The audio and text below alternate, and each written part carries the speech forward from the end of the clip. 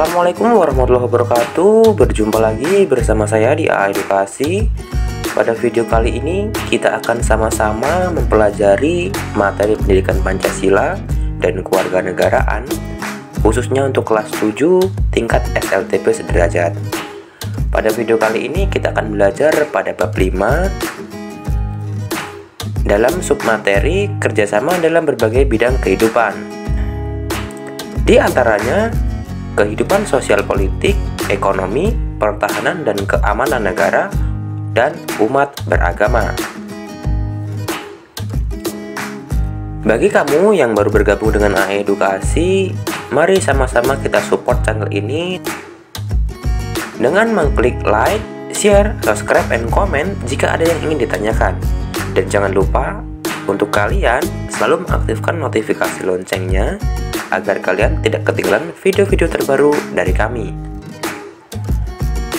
Oke, kita bahas kerjasama dalam berbagai bidang kehidupan sosial politik. Landasan kehidupan sosial politik masyarakat Indonesia adalah sila keempat Pancasila yang berbunyi, kerakyatan yang dipimpin oleh hikmat, kebijaksanaan dalam permusyawaratan perwakilan. Perilaku politik harus didasari nilai hikmat, kebijaksanaan, permusyawaratan, dan perwakilan. Hal itu semua merupakan bagian dari gotong royong. Sila keempat Pancasila pada prinsipnya menegaskan bahwa bangsa Indonesia akan terus memelihara dan mengembangkan semangat bermusyawarah dalam perwakilan. Bangsa Indonesia akan tetap memelihara dan mengembangkan kehidupan demokrasi. Bangsa Indonesia akan memelihara serta mengembangkan kearifan dan kebijaksanaan dalam bermusyawarah. Permusyawaratan memancarkan kehendak untuk menghadirkan negara persatuan yang dapat mengatasi paham perseorangan dan golongan sebagai pantulan dari semangat kekeluargaan dari pluralitas kebangsaan Indonesia dengan mengakui adanya kesederajatan atau persamaan dalam perbedaan. Pangkal otak pelaksanaan kehidupan sosial politik bangsa Indonesia adalah gotong royong yang tercermin dalam proses pengambilan keputusan di lembaga-lembaga negara dan organisasi kemasyarakatan dengan cara musyawarah untuk mufakat. Setiap orang yang bermusyawarah bekerja sama mencari kesepakatan untuk mengatasi permasalahan. Mufakat sebagai hasil musyawarah akan berhasil apabila mengembangkan sikap saling menghormati dan tidak memaksakan kehendak pada siapapun. Yang kedua, kerjasama dalam bidang kehidupan ekonomi. Dalam kehidupan ekonomi, kerjasama digambarkan pada pasal 23A Undang-Undang Dasar Negara Republik Indonesia tahun 1945 yang berbunyi, pajak dan pungutan lain yang bersifat memaksa untuk keperluan negara diatur dengan undang-undang. Pajak digunakan oleh negara untuk membiayai pembangunan nasional. Dengan demikian, pembangunan nasional untuk kesejahteraan dan kemakmuran rakyat dibiayai dari pajak. Setiap wajib pajak secara bergotong royong membiayai pembangunan nasional melalui pajak yang dibayarkannya. Kemudian pada pasal 33 ayat 1 Undang-Undang Dasar Negara Republik Indonesia tahun 1945 menyatakan perekonomian disusun sebagai usaha bersama berdasarkan asas kekeluargaan. Hal ini berarti dalam kegiatan usaha ekonomi digunakan prinsip kerjasama, saling membantu dalam suasana demokrasi ekonomi untuk mencapai kesejahteraan bersama secara adil. Wujud badan usaha yang diharapkan dalam pasal ini adalah koperasi. Sebagai badan usaha, koperasi beranggotakan orang-orang dan badan hukum dengan berdasarkan prinsip kerjasama dan kekeluargaan. Gotong royong dan kekeluargaan merupakan salah satu asas koperasi. Asas kekeluargaan mencerminkan adanya kesadaran manusia untuk melaksanakan kegiatan koperasi oleh, dari, dan untuk semua anggota di bawah kepengurusan koperasi. Kekeluargaan didasarkan rasa kekeluargaan, seperti rasa saling menyayangi yang tinggi dan bertanggung jawab dalam mempertahankan nilai-nilai keluarga. Keunggulan koperasi dibandingkan dengan badan usaha lain adalah sebagai berikut. Yang pertama, dasar persamaan artinya setiap anggota dalam koperasi mempunyai hak suara yang sama. Yang kedua, persatuan.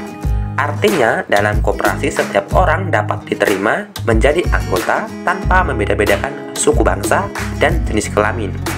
Yang ketiga, pendidikan. Artinya, koperasi mendidik anggotanya untuk hidup sederhana, tidak boros, dan suka menabung. Yang keempat, ada demokrasi ekonomi.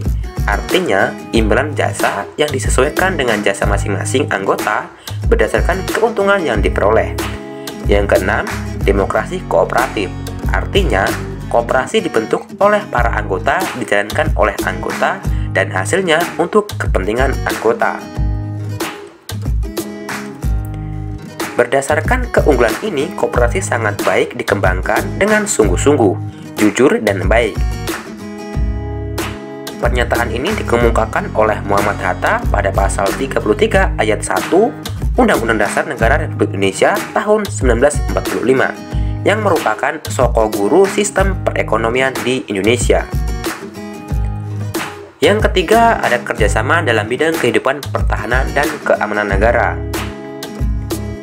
Pada pasal 30 ayat 1 Undang-Undang Dasar Negara Republik Indonesia menyebutkan bahwa tiap-tiap warga negara berhak dan wajib ikut serta dalam usaha pertahanan dan keamanan negara. Selain itu, pada pasal 27 ayat 3 Undang-Undang Dasar Negara Republik Indonesia tahun 1945 juga menyebutkan bahwa setiap warga negara berhak dan wajib ikut serta dalam upaya pembelaan negara. Setiap warga negara harus melakukan kerjasama untuk mewujudkan keamanan dan pertahanan negara. Kerjasama warga negara untuk mewujudkan pertahanan dan keamanan negara merupakan contoh sikap dari bela negara. Bela negara adalah sikap mental yang dimiliki seseorang atau sekelompok orang untuk ikut serta dalam usaha melindungi dan mempertahankan keberadaan bangsa dan negara. Bagi bangsa Indonesia, bela negara adalah hak dan kehormatan sebagai warga negara sekaligus merupakan kewajiban hukum yang harus dijalani oleh setiap warga negara. Kesadaran bela negara mengembangkan nilai kenegaraan yang diperuntukkan pada pembangunan sistem pertahanan negara yang terdiri dari 5 nilai dasar bela negara, yaitu yang pertama, cinta tanah air, yang kedua, kesadaran berbangsa dan bernegara, yang ketiga, keyakinan Pancasila sebagai falsafah dan ideologi negara, yang keempat, rela berkorban untuk bangsa dan negara, dan yang kelima, memiliki kemampuan awal bela negara fisik maupun non-fisik.